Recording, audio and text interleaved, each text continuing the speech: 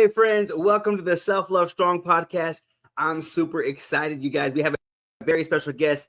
Jazmine Craig is a spiritual life coach and intuitive energy healer who obsessed about helping people reconnect with their bodies, emotions, and inner spirit. Her work focuses primarily on building emotional intelligence, self-leadership, and energy mastery. She's been working professionally in the healing arts field for over 10 years and is currently based in Los Angeles. Welcome to the show, Jazmine Craig. Thank you so much for having me, Samuel. I really appreciate the opportunity and just being able to be here in conversation with you. Thanks for having me. Man, I'm super excited for you to share the gift and the knowledge that you do have today. I appreciate you saying yes for that. So when it really comes down to all that experience that you have, how do you define that next level self? Ooh. I love that that's the first question. How do you define your how do you define your next level self? You know, I really think that it is an evolutionary journey and process, that when we talk about our next level self, it really is about what is the next level of opportunity, of growth, of possibility, of evolution that I'm here to experience in this life. And it's funny, I just did a post on this the other day about how next level can kind of seem hypey and like vague. And it's like, well, what is it like? What is my next level self? But to really put it in the lens of there's always a next level of joy, of freedom, of possibility that you can create in your life. And so your next level really depends on what is next for you in terms of access and experience and joy and freedom. Wow, that's powerful. I love that. I think that's so true. Like, you know, in life, it's very easy to get stuck and be comfortable where you are. But I really love to, you take the next level to those. Like, if you're looking for more joy, there's a next level to your current situation. You're not really just stuck, you know, where you're at. So what would you say, what does that look like into practice, you know, when you were trying to get to that next level self? What are some practices or some strategies to kind of get us moving in the right direction? I think I love this question. I think the first step of really understanding what your next level is by looking at where you currently are now.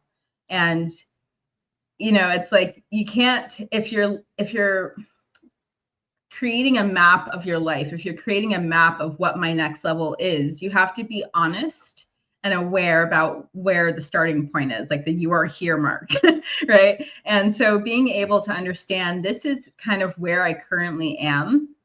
And this is what I think my next level of joy, of freedom, of love, of finances is. And then creating the aligned actions, the embodiment around what does it look like to be congruent towards that next level self, towards that next level of possibility, right? How do we stay in congruent action towards that next level? And so it really does come down to the embodiment and the awareness. Man, I really love how you said it starts with identifying where you're at. I think many times we're, like you said, we're looking to get to that next level. We know what we want, but we don't know where we're at. So we find ourselves running on that hamster wheel of life, hoping things change, but really never taking that time to really identify where we're at. That's so powerful. That is key to your next level. And being honest at where you're at is probably a real struggle, would you say? Yeah. I think, you know, we tend to avoid and resist the hard things. And we don't necessarily run into the awareness piece from a place of I can be an observer and not be a critic. And a lot of times it's the point of being a critic that keeps us from actually wanting to really know, well, where am I at? What are the beliefs that I have that would keep me from going to this next level? What are the beliefs that have led to where I am now? What are the thoughts? What are the actions? What's the energy behind where I am now that would keep me from getting to this next level? And a lot of times when you just strive and you kind of ambitiously move towards the progress marker, the next level, we forget to look at the energy, the motivations, the intention, the feelings behind why we even want those things. And that becomes a real challenge point in the journey. Oh man, when you said that, I felt that many times myself, that challenge point of wanting things to change, but not really wanting to face the struggle that's going to come along the way. And man, that's powerful in itself just to hear that, hey, there's going to be challenges there. And I know like many people listening to this, they're probably sitting here saying, many people struggle feeling that not enough, when they're trying to grow. I mean, sometimes you have self like, is this possible for me? How do you balance that ambition with that self-acceptance at that same time? You said self-acceptance at the same time? Yeah. How do you balance that ambition with that self-acceptance? Sorry. I think that, it really ties into like the whole theme of self-love, right? Like how can we look at where we are and accept the choices, the behaviors, everything about ourselves that have led us to where we are now, and really come from a place of acceptance with just that starting point, and loving ourselves anyways, like radical self-love of, okay, this is where I am right now. These are the beliefs I have. And it doesn't mean that I can't get to where I'm going. It doesn't mean that I have to criticize or self-judge or kind of hate myself into action, right? And I find like that's a really big part, is that people will try and judge themselves. They'll try and criticize themselves and hate themselves into action, into change, not being aware that the energy behind that is one that lacks self-acceptance and self-worth of your own journey and what you had to learn and why you are where you are, right? Like you can't hate yourself into being better. You have to love yourself into action. And that really comes down to self-acceptance. Wow. That's awesome. Because I think many times, the first thing people change is either they had an outside critic, as you're accepting the criticism, mainly really comes from yourself, because people can tell you everything, but at the end of the day, you had to accept it. And I love how you talked about, it's that critic. Many times we're hating ourselves to change. We're like, they told me I wasn't good enough, so I believed I wasn't good enough.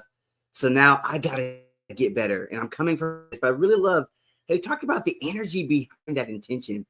I think that's so powerful, because many times we're thinking, man, I have to have adverse change. But you said, I love how you said we can love ourselves forward in really that energy that we bring to that situation for change. Man, I never thought about the energy I'm bringing to change my life as being such a critical factor of maybe so many people spinning that same wheel. Would you say? Yeah. And I think it's like when you think about the energy behind it, it's like, when you come from an energy of like, I don't feel good enough, or I don't feel worthy, right? And you're like, oh, they told me all these things, and so now I have to do better, right? It's like this energy of having to prove it, this energy of having to prove yourself. And so you end up in the energy where you create circumstances and conditions and relationships in your life where you constantly feel like you have to prove yourself. You have to prove that you're worthy to be in the room. You have to prove that you are who you say you are, versus really accepting who you are and leading from that place of love and authenticity. It has a completely different energy when you show up in that authentic self-love and expression of, I know I belong here. I know I'm worthy. I deserve this. And this is who I am, versus I have to prove that I belong here, right? It changes the game. It's a total game changer, man. I love that. Stepping into your power. That's what I really hear. Step into that power. Like, hey, I belong here. Because I feel like, everything outside of you, especially when it's something new, you always feel out of place. But I love how you said it's really just standing in your power and saying, hey, I belong here, that I can change. And then it's up to me. I think that's a powerful, did you share just a personal experience where you had to step in a new identity while still honoring your past in a way? Oh, goodness. Every day of my life. No. I mean, I think like, I feel you. I feel like that's is the everyday journey of, oh my goodness, of being able to feel worthy of the pursuit, and it's for me, like a personal experience would be, I love walking the journey. So I'll bring it into like today's time, not even like in the past, but in today's time. I'm in the middle of transforming some things in my business. And there's a message around identity that comes into place, where identity is a beautiful gift of knowing who you are and knowing like your innate power to be out in the world as your authentic self. But sometimes we get stuck in an identity that we're only playing the role. We're only playing the identity of what was. I'm showing up in my business as how I used to be, right? Versus I get to walk in the unknownness of what my business is developing me to be, right? And so it's like every day you're finding your power to walk in authentic expression of who you're becoming, right? You're either walking in who you think you are, or you're walking in what you think is possible and who you can become. And so for me, the journey every day is about, who can I become today? How can I become more of this gift? How can I become more of Jazmine? How can I become more and be and honor who I've been, but not be stuck there as a role? Does that make sense? Yes, totally, man. And that's so true. I think many times we find ourselves in life, like you said, playing those roles, being told what needs to be done. So they themselves in that autopilot are doing the same thing every day. We're in the same way, in the same situation. But I love how you talked about really honoring the day and showing up authentically, which I know it's super hard especially when you're in business, because they're like practices I need to do, type of relationships, but I love that the gift of the day and the gift of showing up authentic. I think we give that away so many times because we take titles from other people, and so we assume this is how we need to show up. But I love how you talked about showing up authentically each choice. It's awesome. Yeah. Because then I get to become new to myself every single day, and that's really the gift, is staying curious about what I can do today, and not who I've been, not who I was yesterday, not who I was a week ago from today, but who do I get to be today? How do I get to show up in my power today, in my gifts today? And that's always like a new, it creates that every day is a new teaching. Every day is a new lesson. Every day is a new experience for growth and transformation. Ooh, man, that is powerful. I love that. I love that. So somebody listening to this, what are some small actionable steps? I know you talked about stepping into the day and honoring it as a new opportunity. What are some small actionable steps somebody could take today to just embody their next level self? I'll give you 3. So I'll give you 4. I'll give you 4, because this is kind of like the pillar of my work. One is looking at my emotions. Like where am I in my emotions today? How am I in my energy? How am I in my emotions? Did I start the day with some level of excitement and feeling empowered about what I get to step into today? Then there's oh god, I have to think about this. I really want to give it like action steps. Then it's looking at, where am I in my power, right? And what am I giving power to? What identity am I giving power to? Because I think that becomes a real, if we look at the beliefs that you're giving your power away to, the thoughts that you're giving your power away to, the emotions that you're giving your power away to. So like, really, can I step into this moment from an empowered place? So whatever emotions I'm feeling, I get to honor, I get to look at them, no matter how hard they are. I get to look at them, I get to own them, and I get to see what's behind that. Then I get to decide, how do I show up powerfully? What's the next way to show up in my power around any of this? And then how do I lead myself? So self-leadership. How can I lead myself through knowing the emotions that I have and that I started with, knowing that now I get to feel in my power around what I'm doing in my life. Now, how do I lead myself? And then how do I take action? Right? Because it does nothing if I just think about my emotions. It does nothing if I just think about feeling empowered or not feeling empowered. It matters how I lead myself through, and then the action that I'm inspired to take from that place of power. And I think that like we get stuck at the self-leadership and the action. And this is where you get like stuck. And it's like, no, I am powerful, and I can take an empowered action that shows my leadership and my ability to move through any situation that I'm given today.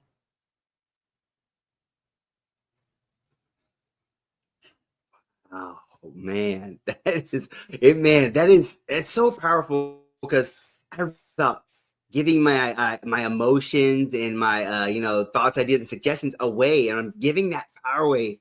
When you said that, I'm like, man, I didn't even think about how many times just giving those away, accepting other people's emotions and them telling you how you should feel. But I love how you talk about stepping into your power and taking that what do we call that uh inside of you and saying, how can I step into the power in these moments? Because I think times, from a childhood, you're thought of, this is how you should act and this is how you should respond. But I think as adults, like you said, you need to start stepping into your power, taking ownership of the situations and not letting all the outside, critics, or whether it's your inner critic, taking that power back. There's so many ways to give your power away, but I love how you really identified those areas. Yeah.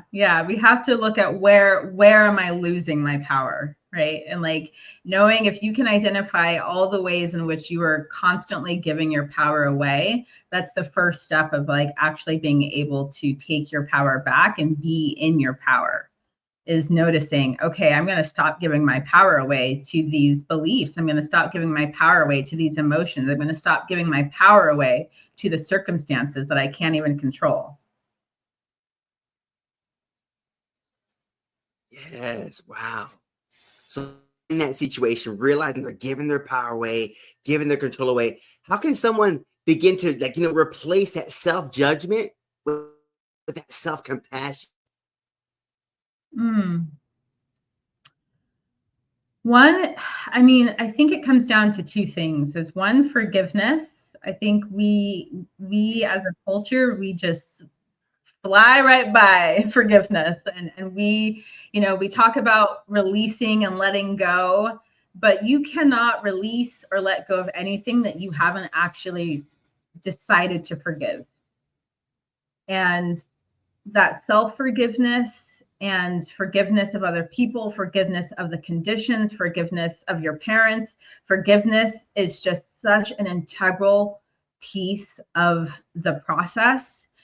And that is compassion at the core. It's being able to say, I'm going to exercise compassion by forgiving the situation, forgiving myself, forgiving my parents, forgiving what I didn't know and how I chose to show up in that moment. Like being able to really forgive yourself and just recognize that we are all just human beings doing the best we can, and you are no different. So like that's the first step, is practicing forgiveness often, frequently, as much as needed, all the time.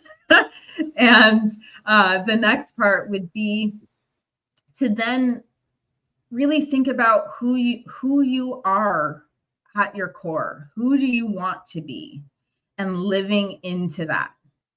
Like that's the embodiment piece. It's one thing to forgive it and let go, but the other piece is then showing up in that compassion, showing up in the ability to say, I'm going to just give myself permission to do this. I'm going to give myself permission, and I'm going to let the inner judgment silence, and just I'm not going to criticize myself. I'm not going to criticize others. I'm just going to allow myself to be with this without judgment.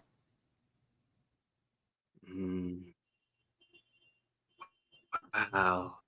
It is powerful. I love how you talked about it starts with forgiveness. I think many times we're taught to somebody did you wrong, forgive them. But I love something you really said is that yourself. I think many times you said it's easy to skip over that. We're not giving ourselves that grace. So then in turn, we're not giving that to people. Because I have this big feeling like if you can't give it to yourself, you really won't be able to give it to anybody else. No. I think that's many times that's what we're struggling. And we're like, well, we need to forgive them. And like you said, taking that introspection starts with me, forgiving myself where I'm at. And I love how you said we are all human. I think people forget that, right? Whether it's a boss, a leader, you're like, we're all human in this world. And like you said, we're going to make mistakes. That's a powerful message. I think that's easily forgotten. Like nobody's perfect and neither are you, right? Totally. Yeah, exactly. Just allow yourself to be human. It's messy. It's a process. It's a journey. And, when we can approach it from that perspective and allow ourselves to be more playful in that, life gets a lot more fun. It gets a lot more fun, Yes, I 100% agree with that. I 100% agree with that. So I know we kind of talked about, that role of what self-forgiveness plays, but when it comes to just personal growth, what role does that self-forgiveness play when it comes to personal growth and just leveling ourselves up? Oh, man. This is such a big question, and I'm going to do my best to answer it concisely. Anything that we do not forgive, that energy is like the container that holds all of our actions, all of our beliefs, all of our thoughts, right? If I have this hang up around, I'll use love as an example because we're on the self-love podcast. So I'll use love as an example, right? If I was taught that love is conditional and I don't ever forgive all of the stories, all of the experiences, the ways that I was raised, everything that contributed to that belief that love is conditional, then I will progress along my journey of personal growth and personal development, but I will still act conditional towards myself. And this is where like the self-judgment and the critic become key factors because you're conditional on your own self-love. You are conditional in your own relationship with how you love yourself. And we don't realize that it becomes like when we start to do the forgiveness work, it's deep. It's a deep well of like having to unearth and unpack. Well, where did I learn that self-love was conditional? Who taught me that? How was it modeled to me? Why did I internalize that? And then look at, oh my gosh, look at all the ways that I am conditional with my own love towards me and towards others. And if you never do the work of forgiveness and you never look at where the beliefs came from, you never have the true depth of opportunity to really release it. Because you got to release it at the root. And when you work at just the belief level, when you work at just the action or the thought level, it's like you're changing the seed, but it's in the same soil. And so you're going to grow the same shit. I hate to say it like that, but you are. You got to change the soil. And only forgiveness does that. Wow, that's beautiful, man. And so powerful because I never thought about, like you said, I love how you that analogy, like you're in that bottle. It really holds you in a place. So you're trying to change, you're trying to reach new levels, but like you said, you're still holding on to the same shit and you're going to get the same results. And I think that's many times where people find themselves stuck and but like they said, they're not doing the deep work. It's so easy to do the surface level stuff. Like I said, I love how you said it really comes down to you really digging, identifying where you're at and where things need to change and where you're not holding that forgiveness at. Man, that's a rough place to be, you know? Yeah. It is the hamster wheel, 100%. Man, I love that. So what or something that you personally use to cultivate grace and that self-acceptance each day? Is there anything you do daily to kind of really align your day, or just some daily practices that you kind of, practice? I am so diligent about my self-talk. That for me is like, if you start anywhere on this journey, like noticing your self-talk can change your entire life. Like noticing just how you pep yourself up through the day. How do you speak to yourself as you go about your day? How do you speak about your life? How do you speak about your circumstances? That for me, like, that is the most loving thing that I can do to myself, is notice how I talk to myself. And if I am beating myself up, if I'm constantly telling myself a story, I'm so overwhelmed, I'm never, this is never going to change, I'm so tired, like, that is not self-loving, And I think that we differentiate self-care from self-love. And that is another huge example, of like a tool. Like, I don't practice self-care. I live in a way that is caring to myself. What kind of self-care, like what kind of love doesn't have care involved? They are intricate. You have to have care in order to have love, and your loving has to feel caring. And so, like, this separation between, oh, well, I just need to practice some self-care. Well, how are you caring for yourself in every moment? How are you caring for yourself all throughout your day, right? Like, you are showing yourself how much you love yourself by how caring you are to yourself throughout the day.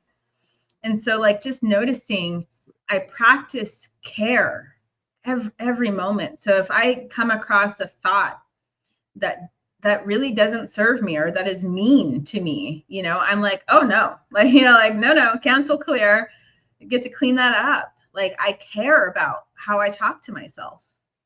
And so that, I think, is the biggest tool, is like noticing how you practice self-care as a lifestyle. Notice how you practice self-love in every thought, and in the way that you speak to yourself, and the way that you show up for yourself. That's huge. Yes. I love that. I love that you really talked about, how it is not really that they're not two different things. I mean, like you said, people separate self-care and self-love, but it's really that one how am I myself? I love how you started with, what are you saying to yourself? Because I think it's so true. I think we are our greatest critics many times, our greatest person holding us back, and our biggest limiting factor, realistically. But I love how you said it really starts with you respecting yourself. And I think when it's like you said, like when you start loving yourself, you start caring, I feel like the outside influences, the outside doubt, kind of, you take your power back, like you were talking about. You start taking your power back in those situations where maybe somebody's putting you down, but you realize, like, I don't have to accept that, because that's not how I would talk to myself. Yeah. But man, that's just so powerful. I never thought about the language and the, yeah. And I mean, we can't forget that, like, the world is just a mirror to who we are. And so, if we are experiencing the doubt, if we are talking, if we don't believe, then we will have that mirrored back to us. And so it's when we stop believing the stories, when we stop believing all of these things that we have, that then we're not as externally influenced by it, because I don't, like, I don't believe that. So someone could say something about me and it's like, I don't even need to take my power back. I just don't believe that. So like, there's nothing, like, I don't believe that. Right. And I know that because I talk to myself a certain way. And so the stuff that triggers you, or that you get affected by externally, the only reason why you get affected by the external world is because it hit something in you that you still believe about yourself. Mm. And so being able to say, like, it starts with me. It starts with my own inner belief about my worth, about my deservingness, my just, who I am as a person. It starts with your own ability to feel worthy. And then, the external world just really doesn't it just doesn't really matter. It doesn't hold that much weight. Yeah, that's so powerful. And it's so true. Like you said, I love something you said, many times, like you said, you don't have to take your power back the moment because that's not you. And I think that is just a powerful statement in itself. Like, that's not who I am. I don't talk to myself like that. I don't accept that. So I don't even entertain it. And I love how it's just that clean and dry. It's not like a process. It is. So awesome. Yeah. Yeah. Like, there's at that point, I don't need to take my power back because I didn't give you my power to begin with. I didn't give you my power to begin with. So right I don't there. have to take Let's it back. Go. And so it's like, when something affects you, it's because it's already wrapped up in your sense of self-power and self-esteem and self-worth, and that's why it affected you. But if you don't give it that energy, then there's no exchange. It's just a clean, like, yeah, no, that's not me, that's not mine. So yeah. Man, I love that. I love that. So what would you say, how can people, use that self-awareness? Like, I know we talked about, hey, I'm starting to talk to myself better. I'm being things that are the outside influences. How can I break those cycles of judgment and develop through that process? Because obviously you're breaking some cycles there. You're breaking some beliefs about yourself. So how can we use that self-awareness to help us break those cycles? I love that, because this is like the heart of my work and what I do. So I am a huge component of generational healing, and generational healing is like, it is the work of breaking cycles. And so everything that we experience in some form or another, we learned somewhere along the way. And being able to look at, what was the first time that I encountered this? Where did I learn this? And what did my caregivers teach me about this? When we talk about love, it's like, what did my dad teach me about love? What did my mom teach me about love? What stories did I make up in my mind about love and about being worthy of love, being deserving of love? And when we start to look at, like, really going down to the beginning of, like, how did I learn this belief, and start questioning, how did that belief then shape my identity? And does this identity still serve me? Does it still serve where I'm going? And I think we have to be willing to do the deep work of, like, uncovering the stuff that happened in our childhood. I mean, there's just no way to put it. Like, you got to go back to that inner child and really unpack, the ways in which you learned to talk about yourself, the way that you learned to think about yourself, the way that you learned to think about the world, and really start to understand that those beliefs created a character. They created an identity. They created a belief system. And now, as an adult, you get to go back and decide what you want to keep and what you get to forgive and let go.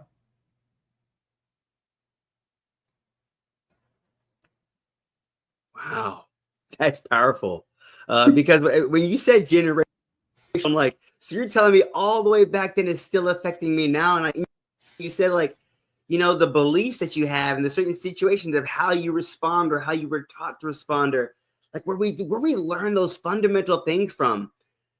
And I love how you said that you get an opportunity to do and choose what you're going to take with you. Yeah. I think many times you're like, well, this is how I was raised. You hear it many times, like, I was raised like this, or I was taught like this, and we've accepted it and felt stuck. But I love that you talked about you can change it. But most importantly, you have a choice. Wow. Yes. We don't realize how many identities are given to us that we do not have to accept. We just don't have to accept them. And, you know, I'll share something personal. My mom, growing up, she'd always say, you know, I'm 40, so I grew up in the 80s and 90s. And my mom, it was a different world, you know. So my mom was like, Jazmine, not only are you a woman, but you're a Black woman, which means you're always going to have to work twice as hard to get into the rooms, to be seen, to be heard. And she said the same thing to me and my sister. And my sister never, like, it never really affected her. But me as an energy person, that's how I see the world. So I see that as like, oh my God, like the energy behind me being a Black woman, the energy of me having to always prove myself, to just be seen, to be heard, to have to work twice as hard. There's all these underlining energetic subconscious blocks that come up when I think about, oh, well, that means that my voice isn't as valuable. That means that my worth isn't as valuable. You know, it's like all of these things. And you start to think about, like, how did just the mantras that your parents said affect you? How did it make you think about who you are as a person out in the world? And really thinking about, you know, that tells me more about what my mom's identity was than my identity. And I get to choose what is possible for me as a Black woman in this world based on the identity that I want to have, not based on the identity of how she saw it and how she really grew up in that way. You know, like she grew up being bused to white schools for the first time. You know, she has a completely different experience of being a Black woman that I have. And so why would I take her identification of being a Black woman and put it on me? Right? Like, it doesn't make any sense. But we do that all the time. And so, like, this is where, like, the work of, like, being, you know, of really getting granular about the identity that you are living into just because of the family you were raised in, just because of the body that you were born in, just because of the socioeconomic, you know, neighborhood that you were growing up in. Like, we just attach shit to ourselves that does not need to be there. And the minute that we start really, like, realizing, wait a minute, identities are like clothes. Like, I can just take this off. I don't need this. Like, I don't need this anymore. Like, that's not mine. I don't need to wear that anymore. And we can be playful and excited about that process of rebirth and knowing ourselves at the deepest core of who we really believe we are. Wow, man. Woo, Jazmine, right there. I mean, that is so powerful. When you said, like, it makes so much sense. I'm like, I think I'm carrying somebody else's energy. It's realize, you know, you don't realize how many people's stories we've accepted as ours, you know, of how things are going to be for you. And it's such a powerful story, like you said, because many times, you know, we're taking other people's stories and making it ours and making that how we respond and making that how we see our lives are going to be. I love how you said, like, it's something you can change and it's something you've accepted. And I think it's so powerful when you realize it's something that I accepted because, like you said, I can take it off just like this. I'm in control. Change it. Yeah. So awesome. Yeah. I'm like, oh. So it's awesome. Free. Yeah, exactly. It becomes such a fun journey. So what are some practices people can raise that energy, take that power back and stop follow someone else's story in that way, or really show ourselves some love? You said, what are some ways? What are some tools? Yeah, what's some just like a practical way people can raise that energy, like we were talking about? Yeah. So I like to go, I'm big into energy. So, I really love going into each of my energetic centers. We call them our chakras or our energy centers. And really going in, each chakra really, pertains to a different area of our own personal being in our life. And so I love working with the heart chakra because it's, love is really the foundation of it all. And so working with the heart chakra and like, even just like putting your hands on your heart, closing your eyes each day and asking your spirit what you need to hear today for your own personal growth. So, I want to feel more love throughout the day. So show me, what are the beliefs that I have around love that I can let go of? Show me the beliefs around love that aren't mine. Show me where I get to expand in love. Like, asking yourself questions is so powerful at a subconscious level of like, if you find that you're blocked around money, tuning into your root chakra and asking like, what is my belief around money?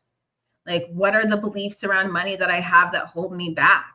Like, as giving yourself the opportunity to ask, to receive answers from your own higher self, and really being able to understand that like your spirit and your growth, like you're always being guided.